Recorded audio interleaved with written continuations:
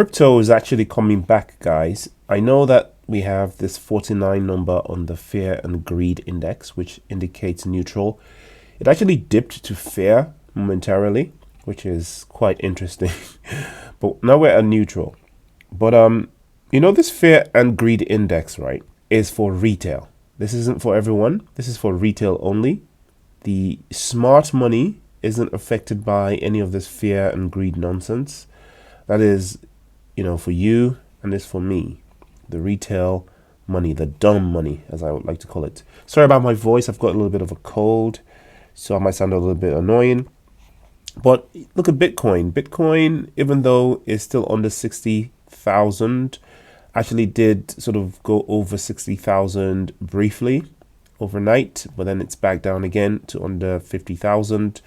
We seem to be moving a little bit sideways for now, which is okay. Solana and all those other guys, doing sort of the same thing. XRP is actually performing quite well. It's one of the best performing top 10 coins in the last few days. That's interesting to note because, normally XRP doesn't do anything. Maybe its stable coin status is what's actually helping it out. So it didn't dip as badly as the others, recovered pretty nicely. So shout out to XRP. I'm also looking at Stacks, which has dropped all the way from number 27 to number 35. And I bought more Stacks yet again, and I'll tell you why. Now, look at Stacks, right? Look at the 7-day performance. It's dipped pretty badly. If you look at the 1 month performance, right? Just about a month ago, it was nearly at $3, right? And look at the all-time high that happened about a month ago. It was $3.84. So if I just move that to 1 year, you can see the all-time high there happened at $3.80 something cents. So that's just a month ago, guys. So now we're that much down. So if this were to recover to what it was last month, that is when Bitcoin recovers to what it was last month, which was all-time highs for Bitcoin as well, this is going to represent 100% pump. So we're looking at a money doubling proposition. They're not financial advice. This is why I keep buying Stacks, because I know that that's going to jump back to $4 in a few months max, maybe even in a few weeks. Who knows? Maybe a few days. You never know with crypto. So it's a quick money doubling thing for me at the moment. And in the long run, or the medium run anyway, through the bull market, I'm expecting this thing to do like 100x. Again, not financial advice. Do your own research. So I wanted to talk quickly about dumb money, right? Retail money, which is the one that is in neutral stroke fear at the moment, right? Because if you think about ETFs, for instance, right? We had an outflow from BlackRock for the first time. And people were talking, well, if BlackRock is selling, then things must be bad. Well, BlackRock isn't selling. BlackRock isn't selling. If anything, BlackRock is buying Bitcoin, or they've bought the Bitcoin that they need for this present time. ETFs are retail money, effectively. I know some institutions also buy ETFs, but mostly the people that sell ETFs, especially in this particular type of behavior, are retail. So most of these ETFs that were sold by BlackRock and many other organizations, I mean, Grayscale is a little bit different, right? Because a lot of those ETFs are actually making profit because it's from the Grayscale funds that were purchased maybe when Bitcoin was even at all-time lows. So that's a different thing, right? But the actual ETFs that were sold were all sold at a loss mostly, because if you think about it, they were bought around when Bitcoin was doing an all-time high. When ETFs were approved in the United States, Bitcoin was, very close to $70,000. And those people are now selling at 50 something thousand. That's dumb money for you. Buy high and sell low. When we all know that, in a few months, Bitcoin is going to smash right past that all-time high and do amazing new things, right? So that's dumb money for you. Who's buying? Well, everybody else. The smart money is buying, right? The big banks are buying. BNP Paribas, they're buying, right? They're buying those ETFs that the dumb money are dumping, right? You have people who are whales who are dollar cost averaging regardless of the price of Bitcoin. Countries are buying, Hong Kong is buying, Saudi Arabia is buying, Dubai is buying, etc., etc., etc. Now, think about this fear greed index again and think to yourself, what exactly has changed when it comes to the resources that we have on the planet? Nothing has changed in last month, right? We have the same amount of food, we have the same amount of water, we have the same amount of shelter, we have the same amount of everything. What has changed is how people feel about themselves, right? The emotions. And this is the power that the establishment has over retail, right? Over the common man, common woman. The ability to dial these figures up and down so that people experience emotions. And those emotions determine what they do with their pockets, right? So obviously Fed Chair Jerome Powell and all the people responsible for rate cuts, rate hikes, the economy and all of that sort of stuff, they can control how people literally spend their money by controlling how much things cost, right? How much it costs to borrow money, right?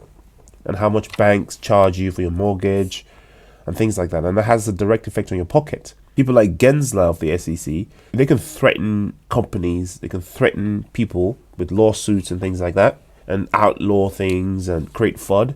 You have the press, you have the government. All of these arms of control are used to dial these emotions and feelings. Whereas the people in the know, they're not subject to this stuff. They're not susceptible to these raw emotions that are used to control the market. This is one of my favorite apps. Now and again, I'll look at this. I know some of you don't believe that the earth is actually shaped like this, but whatever you believe, I've been using this app now for maybe 15 years, since when you had to download it. Now it just runs in the browser. It's Google Earth.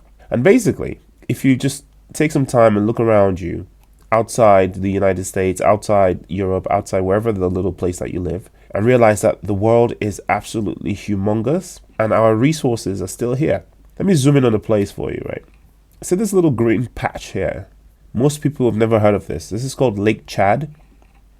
See this Lake Chad? It's a bit of an oasis in the middle of the eastern Sahel. The Sahel is kind of the layer of semi-arid land from the transitioning from the tropical part of West Africa and Central Africa as it transits into the Sahara Desert, right? So that little sort of dark brown area, there's part sand, part vegetation. It's actually a really, really fertile land. It's probably the most fertile land in the world. When I say fertile, I mean conducive to agriculture. Some of these green parts that you see aren't actually that conducive to agriculture. They're conducive to nature. Things grow naturally there. But if you're going to plant things, that food that people eat and control your output, then you want to use the Sahel, right? And that Sahel region is also home to some of the world's greatest resources, guys. So this Lake Chad here, it's kind of situated sort of northeast Nigeria, southeast Niger, southwest Chad, this country here, and northwest Cameroon. So that spot there, see that line there? There are 4 countries. It's Nigeria, Cameroon, Chad, and a little bit to the north is Niger, right? And there's turmoil there in a smaller, it's like a smaller version of the Congo, right? I'll show you where the Congo is. So that dense green bit there, that's the Congo, right? Or that's the Congo Basin in Cameroon. And there is home to the trees that give us 50% of our oxygen in the world, right? That replenishes all the industrial stuff that we're doing. This bit here helps us balance it out so that our atmosphere doesn't deteriorate, right? The other half happens in a combination of the Amazon and the forests of Europe, right? So this bit here has some of the biggest deposits of resources that we need to even survive today, right? Lithium, uranium, all sorts of things, gold, silver, just immense amount of resources that haven't even been tapped at all, that haven't been scratched, are located around this place here.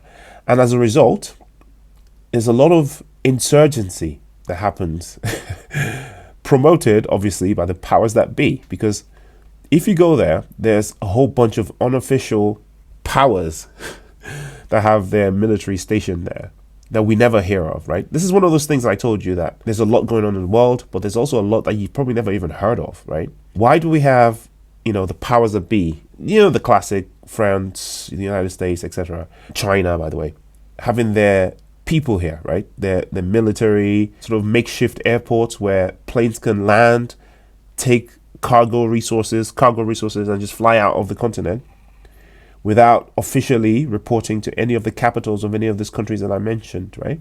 Why are there insurgents that keep coming from these areas just to destabilize that region so that no one knows what's actually going on, right?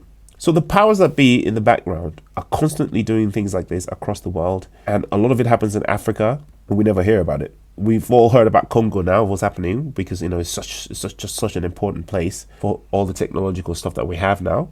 But there's lots of that happening in different parts of Africa. Uganda has more gold just sitting on the ground that could devalue the world currency, like instantly. Obviously, it prevents it from mining that because that destabilizes the world's sort of gold standard, right? The same thing with Ghana, right? The same thing with Mali. Just immense resources all over the place, especially on the African continent, that isn't even scratched. Did you know that Somalia has more oil just sitting underneath than probably everybody else combined in the world? Look at where they are physically, right? They're in the Gulf, right? Near the Gulf. This is where we get all our oil from at the moment, right? Saudi Arabia, Oman, and all that sort of stuff. I know there are bigger deposits probably in the United States and Russia, but the quality of the oil and the ease of processing is from there. And obviously the very sweet oil is also from Nigeria, right? But Somalia has the quantities of the Middle East, quote unquote, but also the high quality that you have from Nigeria. Go figure why there's a lot of destabilization and things happening in that area as well. So things are always a little bit more than meet the eye. I think it's beneficial to maybe take a time out now and again if you have some spare time and just have a look around, what's going on, to try and detach yourself from this, which is a way of controlling how we feel about life, and up and down, and it controls our pockets.